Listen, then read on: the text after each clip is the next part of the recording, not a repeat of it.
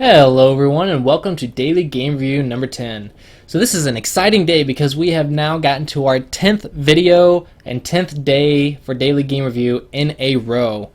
So a little bit exciting for me to be having the 10th game in a series. I don't know, something about 10 feels a little bit special, don't you think? Like the series, every like 10 episodes or something, it feels kind of special. Until you reach 100, and then it becomes a little insignificant. But right now, I think we're off to a great start. For today's game, we have Dxman 12Q versus Yakouboku 12Q. So this should be an interesting game. We're getting closer to single-digit Q in today's game, and we'll see what these two players need to work on in order to reach that plateau. Alright, we have Dxman playing the double Komuku opening, and White playing a star point Komuku, and normally you don't play this one, this 3-4 facing this way because it gives your opponent an easy approach, which Black does immediately. Normally you see it this way as White, due to the fact that when your opponent approaches, you can see that White is actually on this side, and Black doesn't have as much support as when he approaches here, and there's a black stone.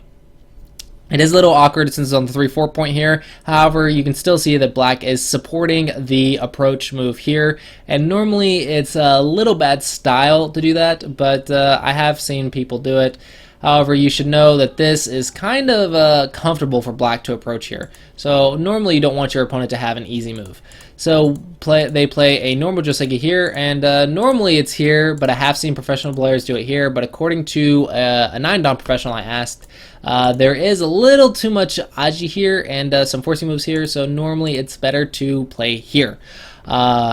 And then Black Tanukis the Joseki instead of finishing it. And I think finishing it's actually quite nice here. He creates kind of a mini Chinese opening or a micro Chinese opening, and gets a nice little position here because one stone jumps over 5. So this is kind of like a perfect move. I don't know why he didn't follow up, but instead he plays the left side on the wrong spot. Normally the Chinese opening's here, and this would be interesting, but you can see the right side looks a little bit strange. So the bottom side and right side look a little bit strange now, and White does come in immediately. Normally you would play here because it threatens to connect under, and then you can extend out. However, White chooses to play here, and Black is able to pincer here, and trying to make this awkward little shape in the corner. I think just a large knight's move is good enough. Even though White gets a 2-space extension, you kind of messed it up anyway.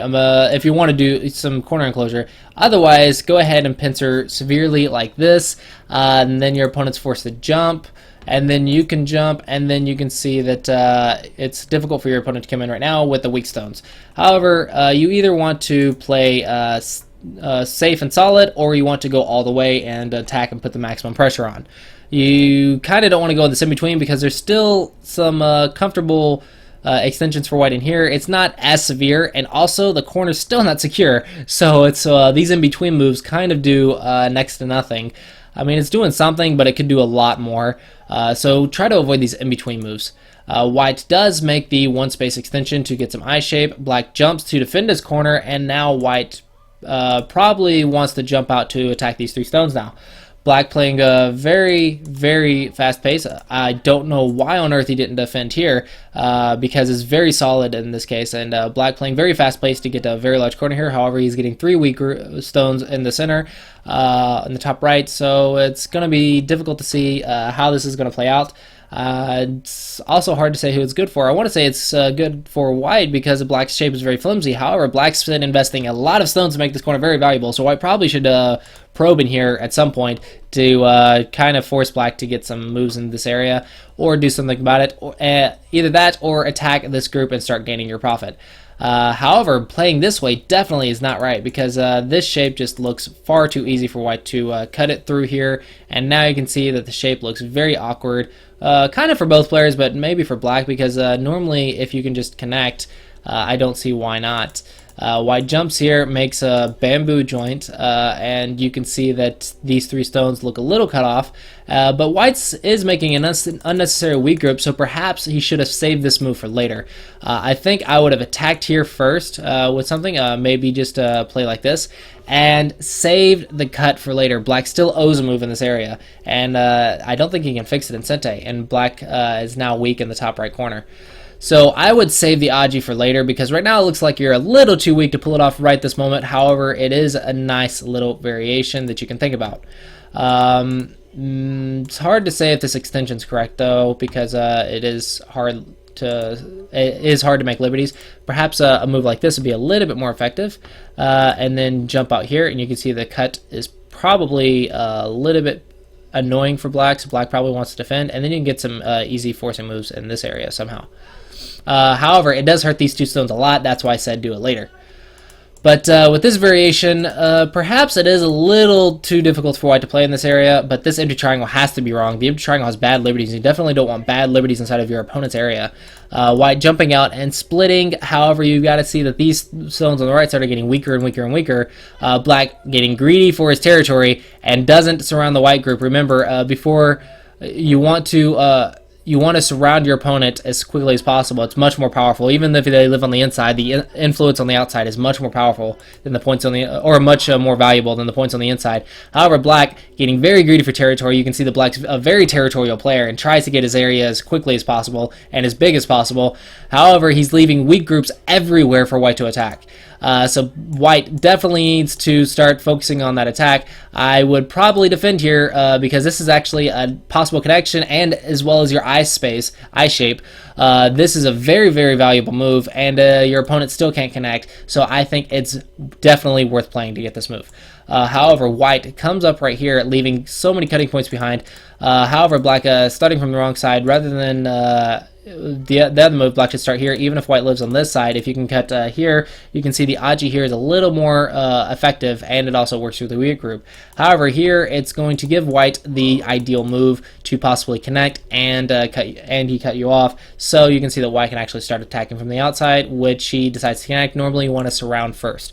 So you can see if white attacks from the outside, it's really powerful. Though black does capture the cutting stones here, so maybe black wants to just deal with this attack by cutting off these. It's hard to say.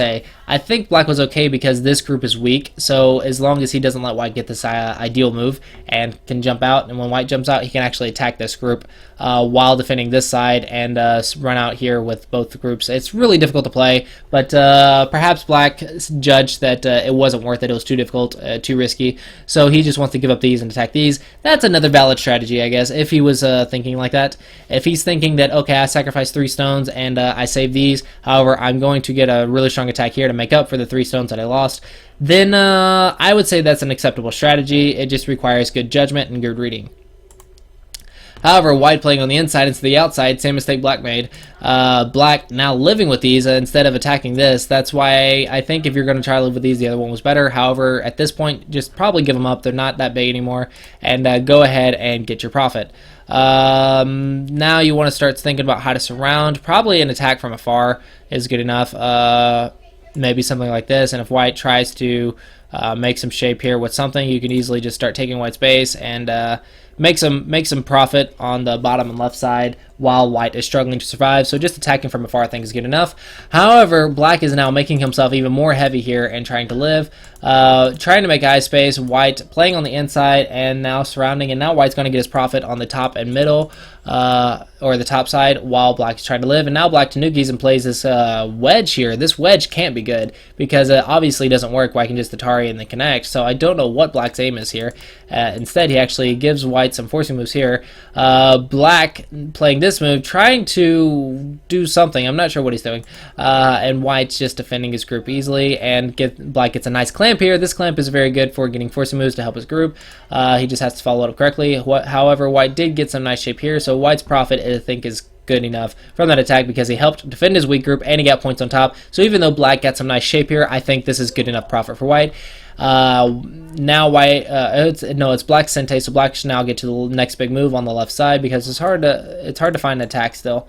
However, black is over defending now because he already defended, but now he's going to lose sente from over defending. And white, I'm not sure what white's doing. Playing an unnecessary moves in the center. Rather than all of this, he should just go ahead and get to the next big move on the left, support his group from afar, extend his position, and also get some support for an invasion or reduction in black's position later. However, he plays these small moves in the center that I don't feel are necessary. Black playing the bottom side, but the left side's the most open side, and I think the left side is much more valuable right now. And then maybe this group can get attacked later after he gets some influence.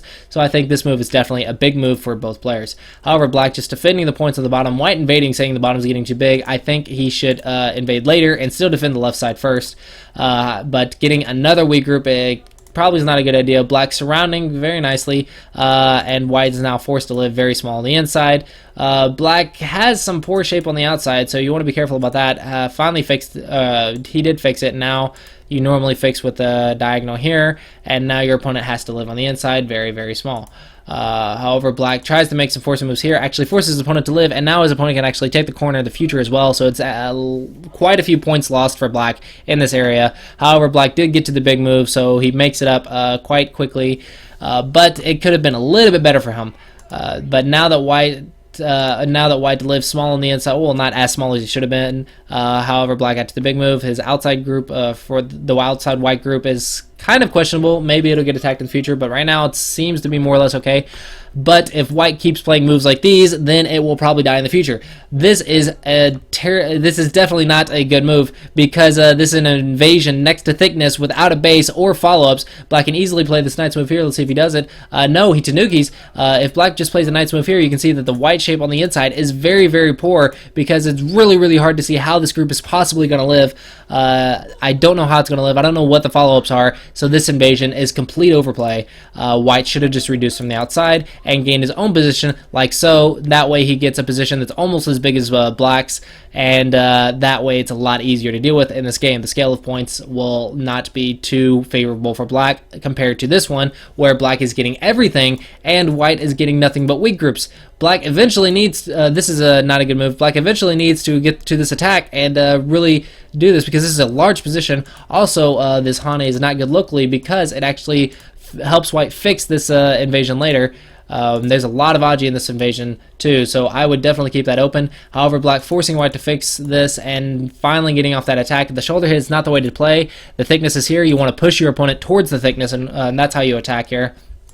So Black playing an ugly looking shoulder hit here, and not cutting actually. Black can easily cut here, but White will have this move, and maybe that's annoying. This shape here is actually quite annoying to work with. I think Black could have attacked with a nice move. It would have been much easier. White now getting shape, and Black just defending and trying to get his points. He's still getting the points again instead of surrounding and cutting. He really wants the territory. Definitely a territorial player. If he's a territorial player, I don't know why he did this, actually. This would be the normal move to get the territory on the left side. This one stone is not big at all. I wouldn't care about it. Now he's playing some moves in the center. I think at this point you need to do something to the top side, because I think White has more on the top than you do. But White only has the top, so it's hard to say. But White did invade the bottom, which is quite big. So I would probably start comparing territories, evaluating, and trying to see what I need to do next. However, I don't know how big this move is. It looks like he's trying to cut, and will he be successful? Possibly, but White can easily connect in one move here, and then he'll have two eyes, which he does. Black's follow-up is here, so this follow-up is not that big. I would have probably thought about some type of invasion here, but maybe I don't see it working. I just don't see it working, so I don't think Black got any profit here. So the attack wasn't that good, and Black loses Sente. Well, no. Black should have lost Sente, and White could have easily gotten to this move and probably secured his victory like so. However, this peep kind of unnecessary, and Black ignored it, and this move is also unnecessary. I don't know what it does. It doesn't really do anything. White cutting here, unnecessary because the two stones are not important. Black defending here, unnecessary. Finally get some points with something.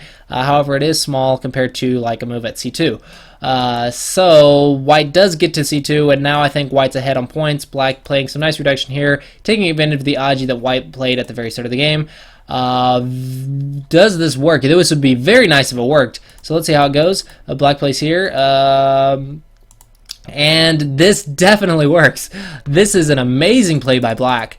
So you can see that two-space extension at the start just probably cost White the game because of the Aji on the inside. Black is now able to break into the top, which is exactly what he needed to come back in this game.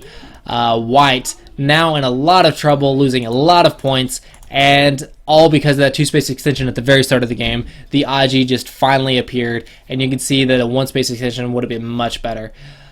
So now we proceed with the end game, and let's see how both players play this out. It looks like so far so good. This wedge is a little bit overplayed. White can go here if he has careful reading, but Black trying to push his game a little bit further, just a little overplay though. So need a little bit better reading, and here he did it again, and we'll see how this plays out. I think it's going to be in White's favor. Just live here. Just live here. It's a nice cut, but just live here, and that way Black has no chance to survive on the inside, it looks like. However, if you take these 3 stones and Black does not fix and Black goes here, it's a complete reversal. This is game over for White. White just lost everything on top, and Black still has all of his territory on the rest of the board. Black is now dead, or White is now dead, and Black is definitely alive in the corner. This is a huge, huge game-deciding move, and both players are missing it. So definitely a big mistake by both players to not see that move. Black now trying to make life. White playing a semi-nice sequence here. This move doesn't quite work. Rather than this, what should he be doing? How to deal with this? Hard to say. You probably should get to this move, but then there's this Atari, but then you reduce here, and it should be okay. Difficult life and death problem. Definitely want to spend a lot of time here. However, this move isn't right because Black can just extend down. And where's White's follow-up? Is it here?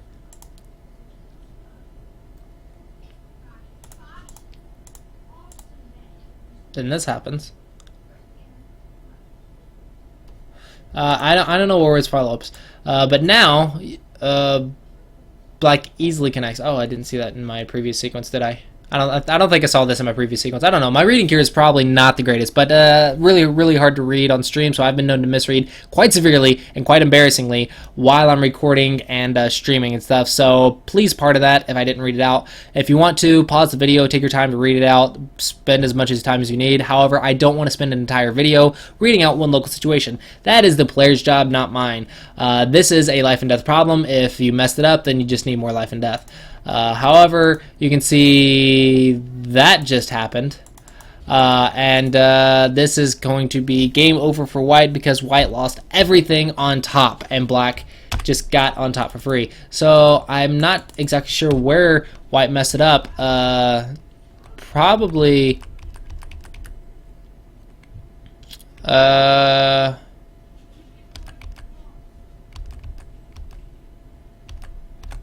here. Just go ahead and take Black's eye space like this, and Black should be dead. This is much better. Take the eye space. The corner is, remember, the corner is where all the eyes are. The corner is like an eye, like eyes for sale. Buy one get one free in the corner. So this is probably the move that White needs to play. However, Black playing very nicely here, destroying the top side, and I think it's pretty much over. Alright, so let's look at the results. Game info, and Black wins by 31.5. That's probably right. It should have been a resignation after Black lived up here because White lost his entire position that he invested like half the game on. So, now to think about what both players need. Life and death for sure. Go problems for sure. Don't worry about playing some crazy stuff, guys. Just revert it back to the basics. Stick to basic Joseki. Stick to basic positions. I think both Black and White played some really strange moves in like the opening. And work on the attack and defense. Black, you probably should have create more solid shapes. Stop playing so large. Like in the opening, you played a very large bottom right position, but it had a lot of Aji and was difficult to deal with. And in order to get that, you gave your opponent several weak groups to attack. However, White, you didn't attack these weak groups properly. You didn't gain enough profit from them. So I think White, learn how to attack your opponent more effectively by reviewing pro games, and Black, learn how to defend yourself more properly by reviewing pro games. So I think both players need to review professional games more often and do go problems. In addition, simplify your game, guys. Revert it back to the basic shapes you know, the basic shapes that are easy to use and easy to deal with. Because these crazy shapes you're doing, eventually you're going to reach a level where the players are strong enough to deal with these crazy shapes, and you're going to find yourself losing. White. It is not that bad if your opponent gets something. You don't have to invade everywhere. On the left side, you invaded like crazy. On the bottom side, you invaded. You invaded far too soon. It's okay if your opponent gets a position. You just need to get one as well. So if you would extend it on the left side when black made the E4 move on the bottom side, the shawari on the bottom right left corner, then you can see that you get something and black gets something. And even when black extended a D10, you could have easily reduced it like a C12 and got your own position instead of invading so severely, because your opponent can attack you and gain more profit by attacking you than they would have gotten in territory locally. Because when they attack you, they get stuff for free because you're not hardly getting anything because you need eyes. However, if you just reduce or expand your own position, you're getting something and black is getting something. So the difference in the scale of points is a lot easier to deal with and a lot better for you if you just go and play a big move and invade or reduce later. Yeah, remember, open side is bigger than the biggest position normally. Depending on most boards, I would say 80% of the time the biggest side's bigger than the biggest position if there's still an open side. Once the sides are gone, then the biggest position becomes very large. The timing is very important. However, most of the time, I believe the biggest sides will be bigger than the biggest position as long as you played efficiently. If you played nothing for like the first half of the game and your opponent creates a ginormous position, then it's not that the biggest move's smaller than the biggest position. It's just you've gotten nothing while he's gotten that position. So there's always exceptions to the rules, and you can't really use or to these basic concepts, and you can't really use these concepts if you're messing up beforehand. So you got to revert yourself back to the basics, play efficient moves, and then revert to these basic questions, and you should be able to play good moves and good positions and build your positions much faster. And don't worry about invading your opponent too soon. It's okay if they get stuff, guys. I cannot emphasize this enough. I've seen several games where players invade far too soon because they fear their opponent getting something. It is okay if your opponent gets something. You are playing a two-player game. It's a game of exchanges. You're going to give your opponent some points. It's okay. You just need to try and get a little bit more than your opponent. So don't fear these positions. Don't worry about invading them so fast. If you need to invade them later, that's fine. Invade them. But you don't have to invade so quickly. You guys can still build your own positions first and invade later. So try and work on that, guys. Review professional games usually will help with this to get some timings down. And do go problems. I mean, that's kind of been a thing that I've been saying like every video is do go problems. Go problems will help. They honestly do. The go problems will help your reading like crazy. But you have to do them every day, and then you have to apply them. I believe in my last video yesterday I explained how to apply the reading you get from go problems. So if you want to check that out, you can check that out. But basically, it's about taking your time to read things out. Doing go problems is great, but if you don't take your time to read things out, then it's kind of pointless. So take your time, read things out, do go problems, review pro games, and hopefully that'll help you guys in this game. And just revert yourself back to the basics. Don't worry about invading too soon. Alright, well, I hope you guys enjoyed that. I hope everyone is learning from these videos, and thank you guys for keeping up with me to Daily Game Review number 10. I'm really happy that we've gotten 10 days in a row, and we're going to keep them going and keep them coming. Remember, if you want to submit your game for a chance to get it reviewed, please click the link in the description below and submit your game. Anyone is welcome to do so. It is completely free and completely random, so everyone has a chance to get their games reviewed. So yeah, go ahead and submit those, and I look forward to seeing your games, you guys. And until next time, I will see you guys later. Until then, bye-bye.